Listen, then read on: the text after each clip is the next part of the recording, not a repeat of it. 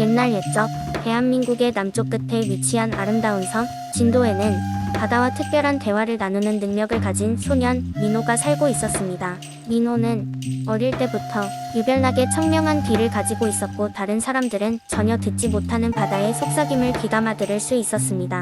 진도 주민들은 민호의 능력을 알아보고 신비로운 존재로 인정했습니다. 이를테면 폭풍이 몰아칠 때도 민호가 바다로부터 잠시 기다려보세요 라는 경고를 받으면 마을 사람들은 그의 말을 믿고 안전한 곳으로 피할 수 있었습니다. 민호의 마을은 해마다 큰 축제를 열었고 이 축제는 멀리서도 사람들이 찾아올 만큼 유명했습니다. 그 해의 축제는 영원히 기억될 만큼 특별했습니다. 바다가 비밀스럽게도 진기에 찬 노랫소리로 민호에게 말을 걸었기 때문입니다. 바다의 심장이라고 불리는 전설의 보석이 축제의 날에 드러나게 될 것이며 그것은 진도와 멀리 떨어진 세상을 연결할 신비의 열쇠가 될 것이라는 이야기였습니다. 축제의 날 소년은 선장이자 시인이었던 할아버지의 이야기를 바탕으로 바다의 심장을 찾아 나섰습니다.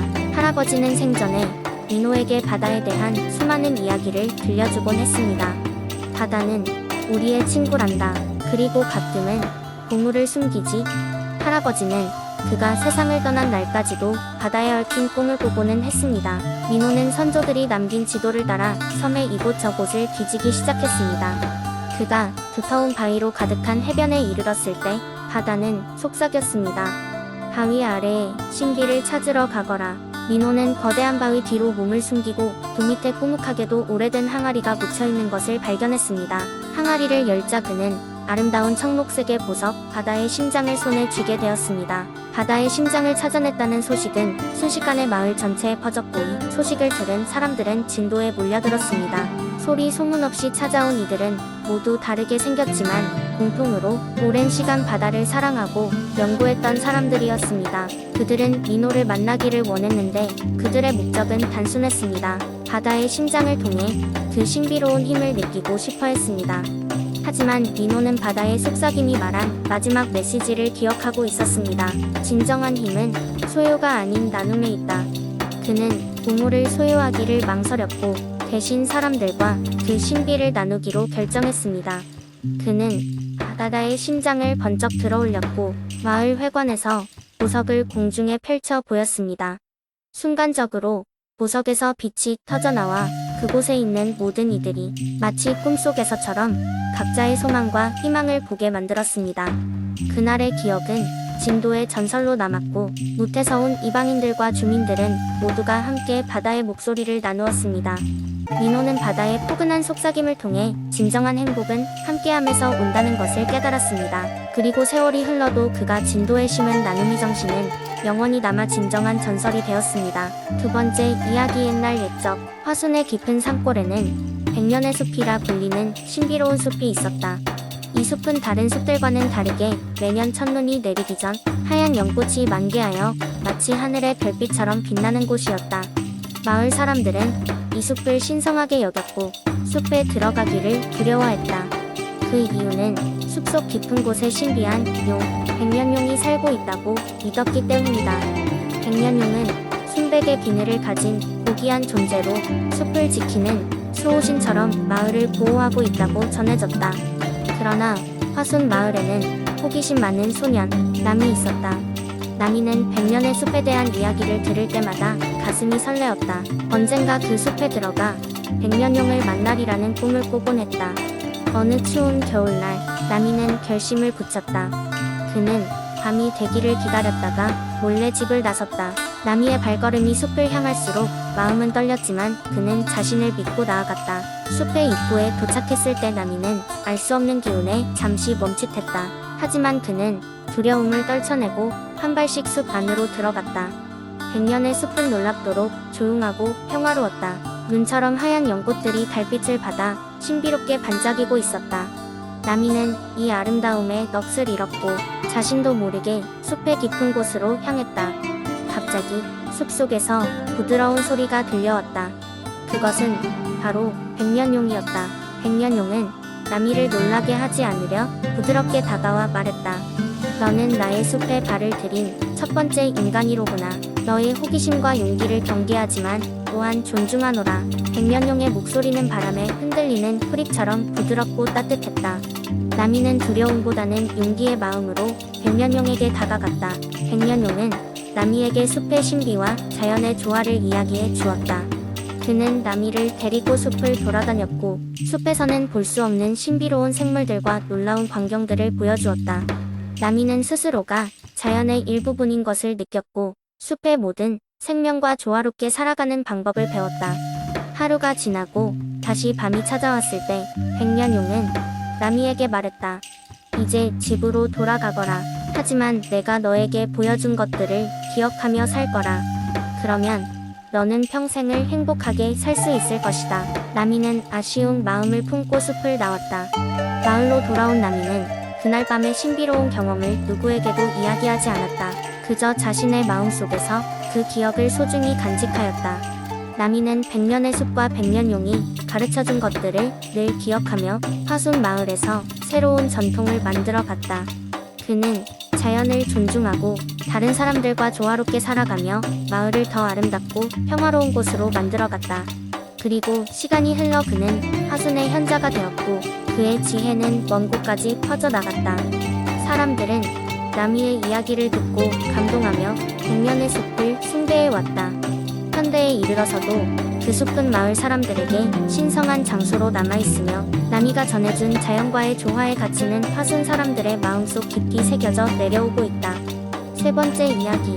옛날 옛적 춘천 지역에는 산 좁고 물 맑은 아름다운 마을이 있었습니다. 이곳은 호수와 숲으로 둘러싸여 있었고 그 자연의 풍경 속에서 사람들은 평화롭게 살아가고 있었습니다. 그 중에서도 특히 아름다운 곳은 소양강이라는 강과 청평호 라는 호수였는데 이들은 마을 사람들에게 없어서는 안 될 귀중한 자원이었습니다. 춘천의 북쪽에 위치한 소양강은 맑고 깨끗한 물을 제공하여 마을 사람들의 생활을 풍요롭게 했습니다. 강가에는 계절마다 다른 꽃들이 피어 마을 사람들에게 색다른 경관을 선사했습니다. 억새가 바람에 흔들릴 때면 바람이 만들어내는 음악과 함께 춤을 추기도 했다고 합니다. 한편 청평호는 전설 속 용이 살고 있다고 전해지는 곳이었습니다. 마을에서는 이 용이 호수를 지키며 주변의 자연 균형을 유지한다고 믿었습니다. 전설에 따르면 호수의 중앙에 있는 작은 섬에 용이 거처를 두고 있었고 밤이 되면 별빛 아래에서 모습을 드러낸다고 했습니다. 마을의 오래된 기록에는 몇몇 늙은 어부들이 호수 한가운데서 용을 직접 봤다고 적혀있기도 했습니다. 호수와 강의 아름다움은 마을 사람들뿐만 아니라 인근 지역 사람들에게도 알려져 특별한 날이면 이곳을 찾아와 낭만적인 풍경을 만끽하곤 했습니다. 특히 두 장소는 사랑하는 연인들의 데이트 장소로도 많이 알려져 있었습니다. 젊은 연인들은 소양강을 따라 함께 걷고 청평호에 자신의 소원을 담아 던지는 돌을 하나씩 가지고 가곤 했습니다. 어느 날 마을에는 비가 내리지 않아 가뭄이 계속되는 일이 벌어졌습니다. 마을 사람들 모두 호수와 강에 기도를 올렸보니 비를 불러와 가뭄을 해소해 줄 것이라 굳게 믿었지만 시간은 흘러도 비는 내리지 않았습니다. 그러던 중 용과 깊은 유대를 맺고 있다고 전해지는 마을 원로가 있었습니다. 그는 하룻밤 사이에 커다란 숲을 지나 호수의 섬으로 걸어갔습니다. 섬에 도착한 원로는 용에게 마을의 어려움을 전했고 용은 깊은 잠에서 깨어나 커다란 날개를 펼치고 하늘로 날아올랐습니다. 이내 용은 하늘 높이 치솟아 춘천 하늘을 덮고 있던 구름을 모아 단단히 묶었습니다. 순식간에 용이 날개를 한번 크게 펄럭이자 기다리던 비가 마을에 내리기 시작했습니다. 마을은 단비에 촉촉해졌고 사람들은 다시금 미소를 되찾았습니다. 그 후로도 춘천의 사람들은 용과 자연을 더욱 사랑하며 공존해 나갔다고 합니다. 소양강과 청평호는 여전히 춘천의 상징이 되었고 마을 사람들은 용에 대한 고마움을 잊지 않고 두 곳을 아끼며 살아가고 있습니다. 마을 원로의 지혜와 용의 헌신 덕분에 세상은 다시금 평화로워졌고 사람들은 춘천의 전설을 다음 세대에 전하고자 열심히 노력했습니다. 오늘날 춘천을 찾는 사람들은 소양강을 따라 거닐며 그곳의 아름다움을 마주하고 청평호에 가서 평화로운 물결 속에 담긴 전설을 상상합니다. 사람들은 여전히 용의 이야기를 가슴에 품고 살아가며 그것이 현실이든 꿈이든 간에 모두의 기억 속에 소중히 남아 있습니다. 네 번째 이야기. 옛날 옛적 깊고 푸른 산으로 둘러싸인 한국의 금산 지역에는 신비로운 전설이 전해지고 있었습니다. 그곳에는 산신령이 살고 있었으며 그와 관련된 신비로운 약초가 산 곳곳에 자란다고 전해졌습니다. 이 약초는 만병통치의 효능을 가지고 있어 그 가치를 헤아릴 수 없었습니다.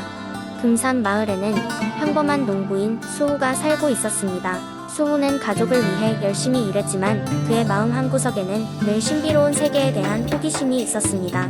그는 어렸을 때부터 할머니로부터 들은 산신령 과약초에 대한 이야기에 언제나 매료되었습니다. 어느 날 농사에 여유가 생긴 수호는 용기를 내어 산신령이 있다는 산으로 향했습니다. 산길은 험난했고 길을 잃을까 걱정도 되었지만 수호는 마음을 다잡고 계속해서 올라갔습니다. 그렇게 며칠이 지나고 날이 저물 무렵 드디어 수호는 전설의 약초가 가득한 숲에 도착했습니다. 숲은 짙은 안개로 가려져 있었고 분위기는 신비로웠습니다. 약초를 찾으려는 수호는 조심스럽게 숲을 탐험하기 시작했습니다. 그때 갑자기 그의 앞에 커다란 호랑이가 나타났습니다. 그러나 이상하게도 호랑이는 공격하지 않고 수호를 안내하듯 마을 쪽으로 걸어가기 시작했습니다.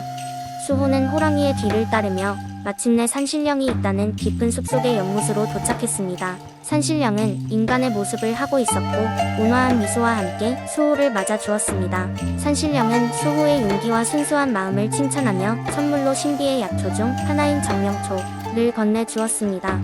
집으로 돌아온 수호는 정령초로 가족과 마을 사람들의 병을 고쳐주었습니다. 마을에서는 이를 계기로 수많은 환자가 구원받았고 금산은 점차 번영하는 마을이 되었습니다. 그리하여 수호는 마을의 영웅으로 칭송받게 되었고 금산 지역의 신비로운 전설은 더욱 더 많은 사람들에게 알려지게 되었습니다. 이후로도 금산에는 수많은 전설과 이야기가 전해졌지만 그 중에서도 수호와 산신령의 이야기는 금산을 찾는 사람들에게 가장 매력적인 이야기로 남아있었습니다. 그리고 사람들은 매년 특정한 날이 되면 산신령에게 감사를 표하며 금산의 아름다운 자연을 보호하고 기리는 뜻깊은 행사를 열었습니다.